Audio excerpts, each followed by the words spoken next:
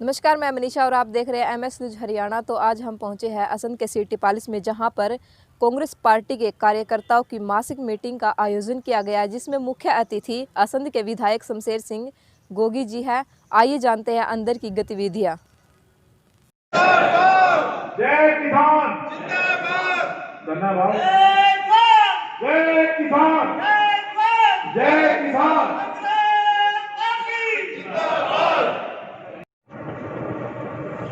जब हम विधायक बने उससे पहले हम एक बात कहते थे, भाई आप हमारे को विधायक बनाओ। और मेरा सपना था भाई असंध का विधायक तो हम कभी ना कभी बनाते रहे। ऐसी बात थोड़ी है, बिना विधायक के तो हम कभी भी नहीं रहे। लेकिन असंध का कोई बाहर नाम नहीं जानता, मतलब पता लगना चाहिए भी संध का भी विधायक है। तो एक साल वैसे तो कोरोना में गुजर गया, ये सारा साल कुछ करने का था ही नहीं। और एक तरफ कोरोना की मार थी और एक तरफ ही ये मोदी सत्या जो नाश करने के लिए इसने ये तीन काले कानून बना दिए कोरोना का फायदा उठा के, साथ में ये जुड़ गए। तो ये 2020 का साल जो है ये सत्यानाशी साल माना जाए, और खास करके किसानों के लिए। किसान तो कहते हैं भी कोरोना आई नहीं, और मैं इस बात से पूरी तरह सहमत हूं। इसलिए सहमत हूं कि मैं बॉर्डर पे कई बार जाया,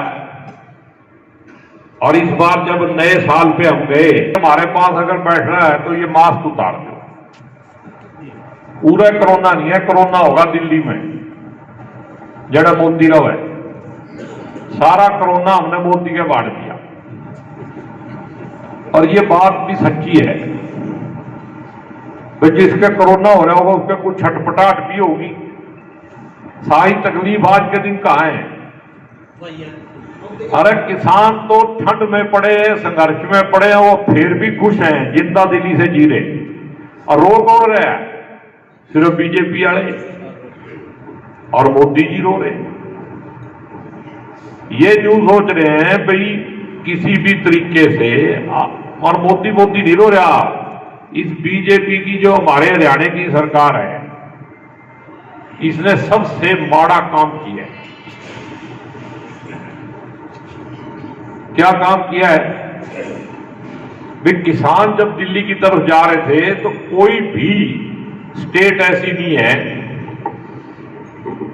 जिस स्टेट में किसानों पे अत्याचार हुआ हो। सबसे पहले शुरुआत कहां से हुई?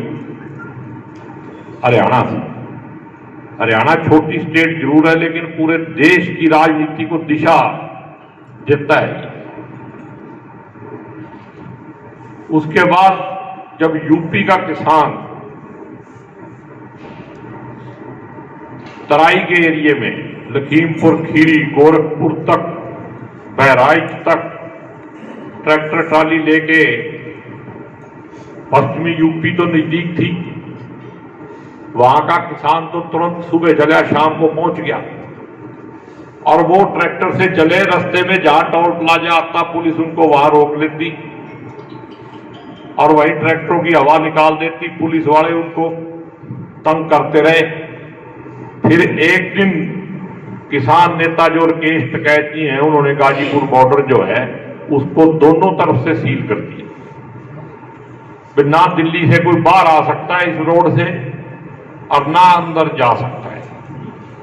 पुलिस के साथ पूरी हाथापाई भी हुई, कहासुनी भी हुई। उन्होंने कहा जब तक हमारे ट्रैक्टर वहां से नहीं छोड़े जाएंगे टोल प्लाजा से शाहजहांपुर में ये, तो तब तक ये बंद रहेगा। हम जो बीच का रास्ता देंगे एम्बुलेंस वाला भी, वो भी तब देंगे जब आप हमारे ट्रैक्टर वहां से छोड़ दो। फिर योगी सरकार की गुंडागर्दी को जब थोड़ा पीछे हटना पड़ा, क्योंकि योगी तो ये समझता है भैया हिंदू मुसलमान के नाम पे देश में मेरा डंका बज रहा है, जो धर्म का सहारा लेता है, जात का सहारा लेता है, वो सबसे कमजोर आदमी होता है। जो लीडर होता है वो इंसानियत के सहारे चलता है। ये मैं पत्रकार भाइयों को कहूंगा, आप बेशक लिख देना मेरी तरफ से, जो डरपोक आदमी होगा, कायर आदमी होगा, वही धर्म और जाति का सहारा लेगा। और जो डरपोक नहीं है, जो सही मायने में लीडर है, वो इंसानियत के सहारे चलेगा, इंसानियत के साथ चलेगा। और हमारा एक ही धर्म है, इंसानियत। हम तो इंसानियत के साथ चलेंगे। आज किसानों को संकट है, हम उनके साथ हैं। अगर व्यापारी को संकट आएगा, हम उनके साथ हैं। आज भी जो संकट है, जिसकी लड़ाई किसान लड़ रहे हैं, वो सारा संकट सही मायनों में आम आदमी का है। जिसको राशन खरीद के खाना है ना, टोटल सबसे बड़ा संकट उसका है। किसान के तो 5 एकड़ हैं, 2 एकड़ हैं, तो भी वो खाने के दाने अपने घर पे रख के फिर बेचेगा। लेकिन जिसको टोटल खरीदना है, आज आपको आटा कितने रेट पे मिलता है? 46 रुपये किलो। गेहूं का रेट है 19 रुपये 25 पैसे किलो। वो भी जहां एमएसपी पे बिकता है वहां। पूरे देश में 6% एमएसपी है, लेकिन जो 46 रुपये किलो वाला आटा है, वो सारे देश की एमएसपी है। ये 94% लोगों पे नहीं लागू होती, जो बहकाने का काम करते हैं। और मैं एक एग्जाम्पल के तौर पे आपको बताता हूं। मेरे को परसों चौथे चंडीगढ़ में पत्रकार पूछ रहे थे, जी आप किसानों के साथ हो? मैं ना, मैं किसान हूं। किसानों के साथ तो वो होता है जो राजनीति करने के लिए जाए, ठगी करने के लिए जाए। साथ होना एक अलग बात है। एक राजनीतिक पार्टी के तौर पे मैं किसानों के साथ हूं, वो एक अलग बात है। लेकिन उससे पहले जो सबसे बड़ी बात है वो ये है कि मैं किसान हूं, इसलिए मैं किसानों के साथ ही हूं। और उसका एक एग्जाम्पल आपने देखना हो। इस कानून की बात बताने से पहले मैं आपको बता दूं, कल किसान यूनियन के जो योद्धा लोग थे, वो कैमला गांव में गए। कैमला गांव के कुछ लोग, 25-30 लोग थे बस। अगर आपने वीडियो देखी हो, उसमें दिखाई देती है। मैं गया नहीं वहां। उन्होंने कह दिया कि हमारे गांव में मताना हम तो हरिंदर सिंह कल्याण के साथ। मेरे पास पंजाब केसरी के पत्रकार हैं मनोज जी, उनका फोन आया। मैं दिल्ली से आ रहा था। कहता जी आपकी क्या राय? मगा भी सबसे पहले तो मेरी हरिंदर सिंह कल्याण को एक राय, भाई उसके फादर का नाम तो मत डुबो, वो तो बहुत बड़ा किसान नेता था।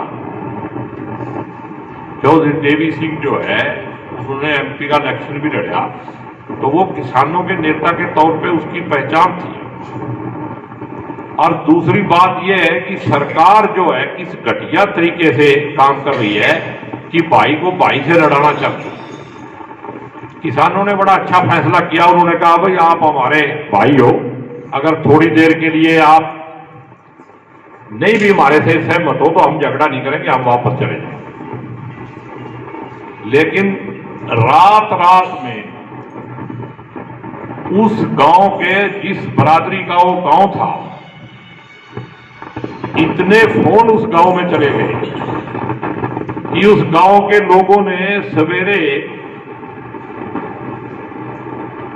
यह फैसला कर दिया भी हम अपने गांव में सीएम को नहीं आने देंगे, हम किसान भाईचारे से अलग रह के जिंदा नहीं रह सकते। कितना प्रेशर हुआ। और अभी आपके सामने मिनिस्टर साहब ने बताया कि प्रोग्राम कैंसिल हो गया। वही मुख्यमंत्री जो कल कह रहा था कि हर हल्के में ये प्रोग्राम हम करेंगे, वो सोच रहा था कि 25 आदमियों ने उनको वापस भेज दिया, बाकी सारे किसान तुम्हारे साथ हो गए। किसान यूनियन तो वापस कर दी। किसान यूनियन के लोग अगर झगड़ा करते तो ये फैसला नहीं होना था। उनके सब्र और संयम ने ये फैसला करने के लिए उन भाइयों को मजबूर कर दिया कि हमने अपने ही भाइयों को अपने घर से निकाल दिया, और उन्हीं के भाइयों ने फिर उनके ऊपर प्रेशर डाला। भाई भाईचारा तो सदा रहेगा, सरकार तो आनी जानी चीज है, कल को इंदर कल्याण जी बने ना बने, लेकिन अपने भाईचारा क्यों खराब करो। सुबह सुबह मेरे पास एक फोन आया, बोला जी एक काम तो हो गया। बात क्या होया? बोला इंदर कल्याण का तो काम हो गया, मगर इसके लिए हमारा इंटरेस्ट नहीं है, व्यक्तिगत हमारा इंटरेस्ट नहीं है, हमारा इंटरेस्ट ये है कि किसान का काम होया कि नहीं होया। तो वो कहने लगा जी इतना प्रेशर है, भाई कहीं भी अगर उनकी रिश्तेदारी है, चाहे वो यूपी में है चाहे हरियाणा में है, सब जगह से उस गांव के बच्चे बच्चे को लोग ये फोन करके कह रहे हैं भी ऐसा बेशर्मी का काम तुमने करया कैसे, तुमने किसान यूनियन के लोगों को ये कैसे कह दिया भी हम गांव में नहीं बढ़ने देंगे। लेकिन किसान यूनियन ने क्या किया, भाई संयम से वापस तो आ गए, लेकिन आके बयान दे दिया भी हम कैमला गांव के लोगों के साथ तो झगड़ा नहीं करेंगे, लेकिन खट्टर साहब का प्रोग्राम भी यहां नहीं होने देंगे। भाई कितनी पुलिस बुला ले, पता चल जाएगा, आप भी ट्रैक्टर ट्राली लेके उस जगह का घेराव कर। इधर से भी सियाणप हुई, उधर से भाईचारे का दबाव पड़ा, तो ये किसानों के लिए एक शुभ संकेत है। इसका मैसेज जो है वो शायद मोदी तक पहुंचे।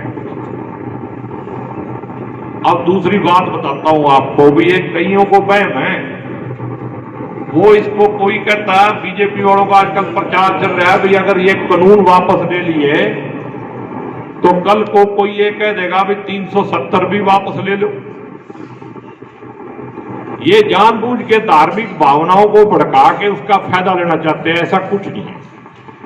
आपने जितने हॉस्पिटल हैं वो प्राइवेट बने, सरकारी हॉस्पिटल खत्म हुए कि नहीं हुए?